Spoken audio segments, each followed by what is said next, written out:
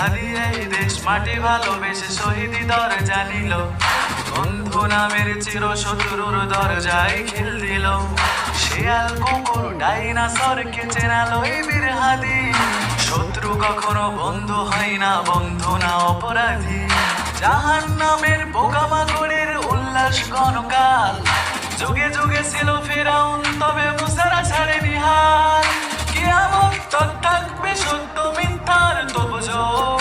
আদিরা সেখানে সিপাহ সালার বলেন পয়গম্বর।